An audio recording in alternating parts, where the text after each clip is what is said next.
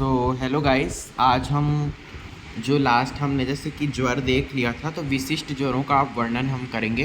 तो इसमें पहला टॉपिक है विषम ज्वर। ठीक है, विषम ज्वर को मलेरिया से को रिलेट कर सकते हैं, बट एकदम मलेरिया है ऐसा भी आप बोल नहीं सकते। आयुर्वेद में मेनली ऐसा बोला जाता है, जितने भी आप जैसे आप अपने टीचर्स से या किसी से भी सुनोगे तो वो यही कहेंगे कि don't mix modern and Ayurveda. So हम अब बात करते हैं कि विषम ज्वर क्या है। तो ठीक है, तो जो ज्वर कभी शीतपूर्वक कभी दाहपूर्वक शरीर में उत्पन्न हो, जिसके उत्पन्न होने, बढ़ने या स्थिर रहने का समय कभी निश्चित ना हो, वेग भी विषमता से हो, है ना। मतलब कि इसमें जो है एक पैटर्न सही से आप पकड़ नहीं पाओगे। कभी ठंडी लगेगा, कभी गर्मी, जैसे कि देखो टाइफाइड या मलेरिया, डेंगू, उसमें स्टेप लेडर पैटर्न ये सब हमने देखा था। तो इसमें वैसा पैटर्न आपको नहीं मिलेगा। ठीक है, ठीक है। अब क्या है कि जिस ज्वर का आरंभ, क्रिया एवं काल विषम हो, मतलब कि कभी वो सिर से स्टार्ट होगा, कभी पीछे से स्टार्ट होगा, कभी बहुत ज़्यादा उसमें ठंडी लगेगा, कभी बहुत ज़्यादा गर्मी, बहुत ज़्यादा टेम्परेचर हाई रहेगा, तो वो विषम ज्वर कहलाता है। अब क्या है, विभिन्न आचार्यों के मत क्या क्या हैं। तो अल्प कारणों से उत्पन्न बाह्य रोग, रोग मार्ग आश्रयी एक ही धातु में स्थित सुख साध्य एवं लघुपाकी ज्वर को सम ज्वर कहते हैं। इसके विपरीत लक्षणों वाला ज्वर विषम ज्वर कहलाता है। ठीक है, फिर क्या है, ये भी कुछ पॉइंट्स हैं, तो हम लोग ज़्यादा इसके ऊपर नहीं जाएंगे, ये आप ऐसी रीडिंग लगा सकते हो। ठीक है, देखो आचार्य विजय रक्षित ने एक इम्पॉर्टेंट पॉइंट बताया है कि भाई जो ज्वर जो है ठीक हो जाए, उसके बाद फिर से हो जाए, तो वो विषम ज्वर कहलाता है ना। मुक्तानुबंधित्व, ये इम्पॉर्टेंट इन्होंने इसके बारे में कहा है। ठीक है, तो अब क्या है कि आचार्य सुश्रुत के मत से हम देखते हैं कि भाई क्या उन्होंने बताया है। ठीक है, तो क्या क्या निदान है काश्यप। ठीक है, तो सुश्रुत ने क्या बताया है कि भाई वही मतलब कि जो यहाँ पर भूत अभिसंग से, भूत अर्थात सूक्ष्म, मतलब वही बैक्टीरिया वगैरह से लिया है, ऐसा है ना। तो फिर सामान्य निदान क्या क्या है, तो फिर भाई ज्वर आपका ठीक हो गया है, मतलब कि ये विषम ज्वर होता कब है, भाई किसी का फीवर ठीक हो गया है, फिर क्या है, वो नॉर्मल डाइट पे अपनी फिर से वापस आ जाएगा, है ना। तो फिर उसको फीवर हो जाएगा। देखो फीवर आपका अभी अभी ठीक हुआ है, आपकी अग्नि अभी ठीक नहीं है, तो जो आपका डाइट है, बोलते हैं कि जो रोग होता है, एक कंसेप्ट है आयुर्वेद में कि अगर आपको कोई रोग हुआ है, तो जितने दिन तक उस रोग के लिए औषधि आपको प्रिस्क्राइब की गई है ना, और पथ्य का पालन भी जो कहा गया है, तो जब मेडिसिन आपकी ख़त्म हो भी जाएगी ना, तो जितने मान लो 7 दिन के लिए आपको दिया गया है और उतने ही दिन को बोले पथ्य सेवन, तो आपको ना उससे दोगुना दिन तक भी पथ्य का पालन करना है। ये आयुर्वेद का कंसेप्ट है। मतलब अगर 7 दिन तक आपको बोले हैं, तो आप उसको 14 दिन तक करो, लेकिन करो ताकि आपकी अग्नि लाइन पे आ जाए। और मैं तो कहता हूँ कि अगर कोई जैसे आपको मलेरिया, टाइफाइड या ऐसा कुछ हुआ है, तो आप थोड़ा सा करीबन 15 दिन 20 दिन का थोड़ा सा धीरे धीरे डाइट को बढ़ाइए, एकदम से फास्ट फूड है ये सब नहीं खाइए। ठीक है, उसके बाद है वही दीवा स्वप्न हो गया। अजीर्ण होने पर भी, मतलब आपका पेट अच्छे से साफ़ नहीं रहेगा, फिर भी आप खा लोगे, तो ये कुछ इसके इम्पॉर्टेंट पॉइंट हो गए। मुक्त अनुबंधित्व, ये थोड़ा सा इम्पॉर्टेंट है, ये आप ध्यान रख सकते हो, आपको AIPGT वगैरह में भी काम आ सकता है। ठीक है, अब विशिष्ट निदान क्या है, तो दोष पाक ना होने पर कषाय रस प्रधान द्रव्यों का सेवन, है ना। कषाय रस क्या करेंगे, वात बढ़ाएंगे, और विषम ज्वर में वात का ही मेनली प्रबलता रहता है। स्नेह पान या ब्रिंगण द्रव्यों का ज्वर होने पर सेवन। अब डाइजेस्टिव फायर आपकी सही नहीं है और आप हैवी डाइट या ये सब लोगे, तो फिर ज्वर हो जाएगा। देवताओं का प्रकोप या ग्रह दृष्टि होना, अब ये भी एक कारण है इसमें, ये थोड़ा हाईलाइट करके याद रख सकते हो। ठीक है, तो विरेचन, वमन, अनुवासन प्रयोग, बाद शीघ्र शीतोपचार करना। ठीक है, आचार्य सुश्रुत ने, मतलब कि आचार्य सुश्रुत ने वही जीवाणु संक्रमण जो माना है, यानी बैक्टीरियल इन्फेक्शन ऐसा बोल सकते हो। अब देखो यहाँ पे एक देवताओं का प्रकोप या ग्रह दृष्टि होना लिखा है। देखो क्या होता है कि कई बार फीवर ठीक ही नहीं होते रहता है, आप उसका लाखों टेस्ट करा लो, कुछ करा लो, सब में नेगेटिव निकलेगा, लेकिन वो फीवर फिर भी नहीं ठीक होता है। तो ये भी एक आपका माइंड जो है एक तरफ जा सकता है कि कहीं पेशेंट को कुछ फूका झाड़ी की तो ज़रूरत नहीं है, कोई मंत्र सिद्धि वाली चिकित्सा, क्योंकि आयुर्वेद में तो भूत विद्या का भी वर्णन है, तो उससे भी ट्रीटमेंट होता है, वो भी एक साइंटिफिक एस्पेक्ट होता है। लोग बोलते हैं कि नहीं भाई वो ये सब अंधविश्वास है, बट नहीं, ये सब चीज़ें भी इम्पॉर्टेंट रहती है, ठीक है। तो हम लोग जो है ज़्यादा एकदम इसके थ्योरी की तरफ एकदम ज़्यादा नहीं घुसेंगे, जो चीज़ लगेगी जो हमारे काम की है बस उतनी ही चीज़ों को हम यहाँ पे पढ़ेंगे, ठीक है। तो देखो अब क्या है कि देखो इसका संप्राप्ति चक्र है, कैसे हो रहा है ना, आगंतुज हैं कैसे स्टेप बाय स्टेप है, तो ये आप ऐसे देख सकते हो, ठीक है। अब क्या है, सुश्रुत ने इसका बताया है, टाइप्स बताए हैं, ठीक है, बहुत सारे टाइप्स है इसके, तो हम लोग इतना ज़्यादा हम नहीं देखेंगे। मेनली हम जो है इतना ज़्यादा हम लोग नहीं देखेंगे इसको, ठीक है।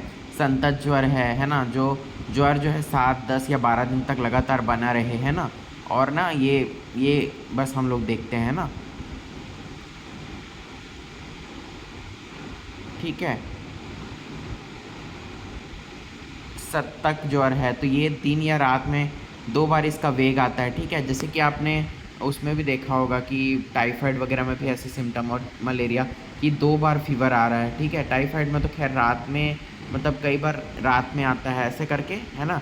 तृतीयक ज्वर, ये भी हमने एक पैटर्न, जब फीवर हम पढ़ते हैं ना तो एक पैटर्न आता है कि भाई इंटरमिटेंट फीवर आता है, वो है, ठीक है। और अन्य दूषक जो है ये हमको ऐसा जो है वो उसमें भी मिला था आपको, टाइफाइड में भी ये पैटर्न मिला था। तो ये हम लोग ज़्यादा एकदम डिटेल में नहीं करेंगे इसको, ठीक है। देन हम लोग मेन क्या है, चिकित्सा सूत्र, हम लोग हमारा मेन टारगेट जो है थोड़ी बहुत हम हल्की फुल्की पैथोलॉजी समझ लें बेसिक, ताकि हमारा एक माइंडसेट क्लियर हो जाए, एंड देन हम जो है चिकित्सा की ओर बढ़ेंगे। मेन हमारा ज़्यादा एकदम ज़्यादा कि कौन आचार्य क्या बोला है वो अभी हम यहाँ नहीं करेंगे। अगर हम जब AIPGT या ऐसा कोई एग्ज़ाम के उससे जब हम प्रिपेयर करेंगे तब हम उन चीज़ों को ज़्यादा महत्व देंगे। मेन विषम ज्वर में आपका जो मेन चिकित्सा सूत्र है, जो मैं अपने एक्सपीरियंस से बताता हूँ क्या है कि देखो मेन क्या है कि फ़ीवर जो है उसका पैटर्न आपको डिटरमाइन नहीं है, डिस्क्राइब नहीं है, तो आपको मेन क्या है कि भाई कैसे ट्रीटमेंट करना है। तो भाई अगर नहीं ही ठीक हो रहा है तो एक तो इसमें दैव व्यापाश्रय चिकित्सा का भाई बहुत महत्व है, ठीक है। और सन्निपातक ज्वर के समान थोड़ा ट्रीटमेंट कर सकते हो, क्योंकि इसमें कभी शीत कभी ऐसा हो रहा है, तो उसके अनुसार आपको जो चॉइस ऑफ मेडिसिन है या ड्रग्स हैं वो एकदम त्रिदोष सामक प्रॉपर्टी वाले मेडिसिन होने चाहिए, तब जाके आप इस फीवर को क्योर कर सकते हो, ठीक है। पेशेंट का डाइट भी फॉलो करवाना इम्पॉर्टेंट है, तो मेन हम जो है ज़्यादा वो नहीं करेंगे, ठीक है। तो देखो तृतीयक और चतुर्थक ज्वर जो है इसमें साधारण कर रहे हैं, तो देखो तृतीयक और चतुर्थक जो ज्वर है तो इसमें क्या है भाई, दैव्यापाश्रय वगैरह चिकित्सा करो, है ना। तो और विषम ज्वर में आगंतुज अनुबंध के कारण वही जो भी है बली वली जो भी दे सकते हो दे सकते हो। देखो ये सब चीज़ों का भी इम्पोर्टेंस होता है कहीं ना कहीं, अगर सब जगह से हाथ पांव मारने के बाद भी नहीं फीवर ठीक हो रहा है तो आप भी इसके तरफ जा सकते हो, ये भी एक विद्या होती है, ठीक है। तो वात प्रधान, क्योंकि देखो आयुर्वेद में सत्वाजय चिकित्सा भी कहते हैं, तो जब आदमी क्या होता है ना, कई बार नहीं फीवर ठीक होते रहता है तो बोलते हैं कि ये मंत्र जाप कर लो या ये ईश्वर का ध्यान कर लो, तो इससे ना ये साइंस है ये भी, क्योंकि इससे आपका जो सत्व है ना वो बहुल्य होगा, सत्व बहुलता होगी ना तो आपका हो सकता है आपका डिजीज़ जो है वो क्योर होने में हेल्प हो, ठीक है। तो वात प्रधान विषम ज्वर, पित्त प्रधान विषम ज्वर और कफ प्रधान, तो ठीक है। तो हम लोग मेनली जो है हम मेनली कि हम OPD बेस पे कैसे हम ट्रीटमेंट करेंगे उस पर हम ज़्यादा ध्यान देंगे, ठीक है। तो भाई संशमन चिकित्सा पे ही हम मेनली ध्यान देंगे, ये संशोधन वगैरह, क्योंकि ये जैसे इसमें मेनली वमन और विरेचन, आप विरेचन मेनली आप घर पे करा सकते हो, और वमन भी एकदम मृदु वमन थोड़ा सा जो है कि वो करा सकते हो आप, जैसे सेंधा नमक में पानी मिला के मॉर्निंग में वोमिटिंग करा दिए, तो ये सब करा सकते हो। और विरेचन के लिए तो आप चूर्ण प्रिस्क्राइब कर सकते हो पेशेंट को। हमारा मेन यही है कि भाई हम OPD लेवल पे, क्योंकि हम काय चिकित्सा का मेन फोकस कर रहे हैं, तो OPD लेवल पे हम पेशेंट को कैसे क्योर करेंगे, तो ठीक है। तो इसमें क्या है, क्या क्या मेडिसिन दे सकते, विषम ज्वरांतक लौ है। इसमें चिरायता, परपट, देवदारू, मनाशिला, गुड़ुचि, अभ्रक, खरपर भस्म, लौह भस्म। देखो क्या होता है कि पेशेंट विषम ज्वर वाला क्या है कि बहुत उसका फीवर काफ़ी टाइम से हो रहा है, ठीक है। और मैंने जैसे बताया कि आपके पास कोई भी पेशेंट पहले नहीं आएगा, वो आएगा 10 जगह से ट्रीटमेंट कराने के बाद। तो आपको उसका लीवर ठीक करना है, उसका भाई डाइजेस्टिव फायर ठीक करना है ना, उसका ब्लड प्यूरीफाई भी करना है ना, बहुत सारे एस्पेक्ट्स, उसका स्प्लीनोमेगेली, हेपेटोमेगेली ऐसा है तो उसको भी क्योर करना है। तो आपको मेडिसिन प्रिस्क्राइब उस हिसाब से करना है, ठीक है। और प्लस उसका जो है बॉडी बहुत वीक भी हो जाया रहता है तो उसको भी क्योर करना है। मेनली अग्नि वगैरह भी ठीक करो तो ठीक है। विषम ज्वरांतक लौह में चिरायता है जिसका हेपेटोप्रोटेक्टिव एक्शन होता है। परपट, देवदारू, मनशिला, गुड़ुचि, अभ्रक, खरपर भस्म और लौह भस्म। खरपर भस्म, लौह भस्म, अभ्रक ये सब जो है भस्म है। भस्म सूक्ष्म से सूक्ष्म स्रोतसों में जाके दोषों को निकालने का, इसका मोड ऑफ एक्शन बहुत फास्ट होता है। ये इम्यून सिस्टम को बिल्ड करने में काफ़ी अच्छा हेल्प करेगा, ठीक है। मनाशिला ये सब भी रस औषधि होता है। गुड़ुचि एंटी इम्यूनोमोड्यूलेटर होता है, ठीक है। परपट वगैरह जो है थोड़ा पित्त को शांत करेगा। देवदारू डाइजेस्टिव फायर को बढ़ाएगा। चिरायता जो है वो हेपेटोप्रोटेक्टिव है और जो लीवर का जो फंक्शन है उसको सही ट्रैक पे लाने पे चिरायता जो है काम करेगा। और ज्वराग्न भी होता है, बहुत जीर्ण ज्वर जो होता है उसको ठीक करने में भी चिरायता बहुत अच्छा काम करता है, क्योंकि बहुत ज़्यादा ये कटु तिक्त रस प्रधान होता है तो आम पाचन बहुत अच्छा करता है। देन है सर्व ज्वर लौह। तो ये जो टैबलेट की डोज़ है आप क्या क्या दे सकते हो, तो 125 से 250 mg है, ठीक है। तो गर्म पानी के साथ आप दो इस टैबलेट को, 2 टैबलेट्स बीडी दे सकते हो आप, ठीक है। बीडी या टीडीएस दे सकते हो, ठीक है। 750 mg तक आप दे सकते हो एक दिन में एक अडल्ट को। तो आप जो है इसको या 1000 mg तक भी दे सकते हो। तो आप इसको बीडी डोज में दे दो, ठीक है। महाज्वरांकुश रस है, शुद्ध पारद गंधक, वत्सनाभ, धतुर बीज, त्रिकटु। तो देखो शुद्ध पारद गंधक ये anti bacterial anti fungal action भी होता है। तो बैक्टीरियल इन्फेक्शन जैसे हमने लास्ट देखा था कि आगंतुक ज्वर में आचार्य सुश्रुत ने या चरक ने माना था कि वो जीवाणु के कारण भी होता है। तो ये वाला एस्पेक्ट इस मेडिसिन से कवर हो जाएगा। धतूर बीज और त्रिकटु, वत्सनाभ भी है। तो ये सब चीज़ें जो है अग्नि को बढ़ाने में काम करेंगे, ठीक है। विश्वेश्वर रस में भी वही है, ठीक है। सर्व ज्वरहरी रस में भी वही है, ठीक है। तो त्रिफला, त्रिकटु, तो ये वाला मेडिसिन अगर आप लोगे सर्व ज्वर लौह वाला, तो इसमें क्या है त्रिफला भी डाला हुआ है, विडंग भी डाला हुआ है। तो ये आपके अगर कृमि वगैरह भी हो गया होगा पेट में या पेट कॉन्स्टिपेशन है तो उसको और पित्त को सही करने में ये मेडिसिन आप दे सकते हो। अब वटी में क्या क्या दोगे, ठीक है। तो करंज आदि वटी है, करंज भी बहुत अच्छा फीवर उतारता है। संतर्पण सप्तपर्ण घन वटी है, ठीक है। ज्वरग्नि वटी है, ठीक है, ये दे सकते हो आप। तो 250 से 500 mg है, तो 250 mg की टैबलेट है तो 2 टैबलेट्स दे दो, और 500 mg की है तो 1 टैबलेट दे सकते हो बीडी डोज में, ठीक है। चूर्ण में सुदर्शन चूर्ण है और पीपली चूर्ण है, ठीक है। उसके बाद है देखो इसमें लिखा है कि पीपली चूर्ण को दशमूल क्वाथ के साथ सेवन करना चाहिए। पीपली बहुत अच्छा जो है आपका डाइजेस्टिव फायर को बढ़ाता है और दशमूल वात के लिए बेस्ट रहता है। तो पेशेंट विषम ज्वर का आपको बॉडी एक लेके आ सकता है और थोड़ा डाइजेस्टिव फायर, तो ये दोनों अगर दे दोगे तो ये एक एस्पेक्ट कवर कर देता है, ठीक है। अब क्या है क्वाथ और आशा वरिष्ठ है, तो ठीक है। तो आचार्य चरक ने क्या क्या बताया, तो कलिंग आदि क्वाथ है, इंद्रिय और पटोल पत्र कुटकी, ये संतत ज्वर की चिकित्सा में निर्दिष्ट है। तो ये ऊपर में आप पढ़ सकते हो संतत ज्वर में कि 7, 10 और 12 दिन ऐसे में आ रहा है।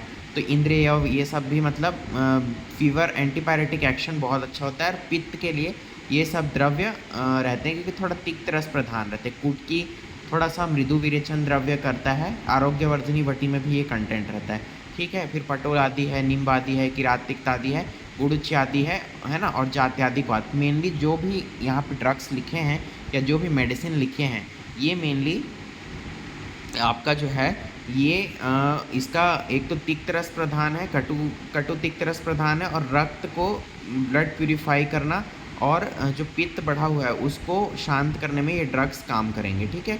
घृत में क्या है, षटपल घृत है, ये जो है बिफोर फूड आप दे सकते हो। तो थोड़ा सा पंचकोल इसमें डाला हुआ है तो डाइजेस्टिव फायर को बढ़ाएगा और अपर रेस्पिरेटरी ट्रैक्ट इन्फेक्शंस जो भी रहेगा, सर्दी खांसी, वो सबको भी ठीक करने में हेल्प करेगा, ठीक है।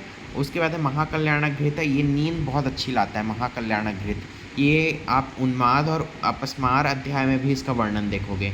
ये ना पेन बहुत अच्छा करता है और तगर इसमें डला हुआ है, तो ये ना थोड़ा सा इसका ट्रैंकुलाइजिंग इफेक्ट भी रहता है। जो स्ट्रेस हो जाता है, मतलब कि पेशेंट क्योंकि काफ़ी टाइम से उसको फीवर है, तो एक प्रकार से उसकी नींद डिस्टर्ब रह रही है ना, और उसको अच्छे से नींद नहीं आ रहा है, स्ट्रेस है और मेंटल इंड्यूस्ड फीवर भी हो जाता है, तो उसमें आप महाकल्याणक घृत आफ्टर मील दे सकते हैं, ठीक है।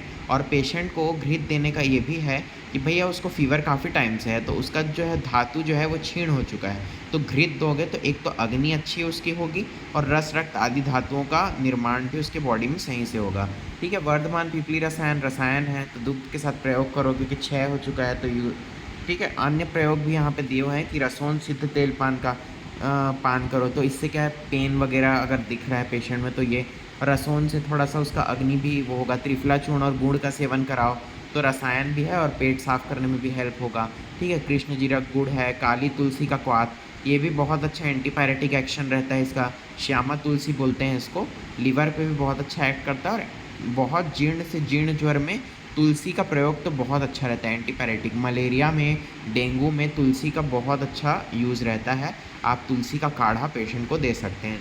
नींब छाल के क्वाथ का सेवन है, सप्तपर्ण की छाल के चूर्ण 3 बार दोस्त है, देवी का स्वरस काली मिर्च के साथ, है ना। पंचसार का प्रयोग करो, ठीक है। लहसुन को स्वरस को घृत में डालकर प्रातःकाल पान करने से विषम ज्वर नष्ट हो जाता है, ठीक है। क्योंकि लहसुन जो रहता है ना बहुत तेज रहता है, तो बोलते हैं कि वो डाइजेस्टिव सिस्टम अच्छा करने के लिए हेल्प करता है, ठीक है। एंटीपायरेटिक एक्शन भी रहता है लहसुन में, ठीक है। विषम ज्वर में वेगकालीन चिकित्सा, ठीक है। अत्यधिक शीत लगने पर सर्वप्रथम, ठीक है, ये जो भी है लिखा हुआ है।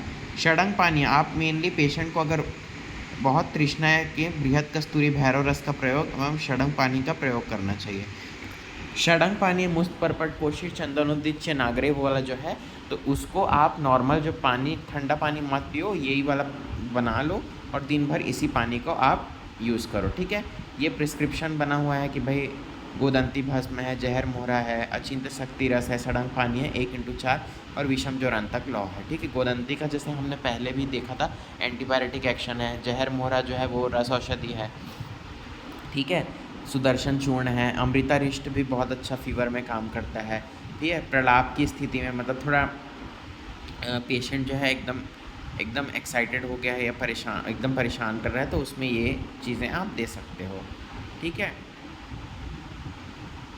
अब ये कुछ प्रिवेंटिव मेजर्स हैं, तो ये उतना ज़्यादा इम्पोर्टेंट नहीं है। हमारा जो मेन हम फोकस करते हैं वो हो गया, देखो डाइट में क्या क्या देना है, तो गेहूँ या मुदा का है ना, साठी चावल बथुआ, मतलब जो जो चीज़ें जो है, पपीता हो गया, देखो पपीता हेपेटोप्रोटेक्टिव, इसका भी एक्शन होता है। करेला जो होता है वो भी पित्त शामक करता है और ब्लड को अच्छा प्यूरिफाई करता है, ठीक है। विश्राम करने के लिए बोलना है पेशेंट को, ठीक है। और बहुत हैवी डाइट नहीं लेनी है, अभ्यंग मैथुन ये सब जो है नहीं करना है, ठीक है। तो आज का टॉपिक हमारा यहीं तक है, बाकी ये मलेरिया यहाँ पे दिया हुआ है, तो ये आप ऐसे पढ़ सकते हो, रीडिंग लगा सकते हो। मेन हमारा जो है आयुर्वेद वाले पार्ट में फोकस रहता है, तो वो हमने आज कंप्लीट कर लिया है, ठीक है। नेक्स्ट वीडियो में हम काला आजार ज्वर को देखेंगे, ठीक है। Thank you.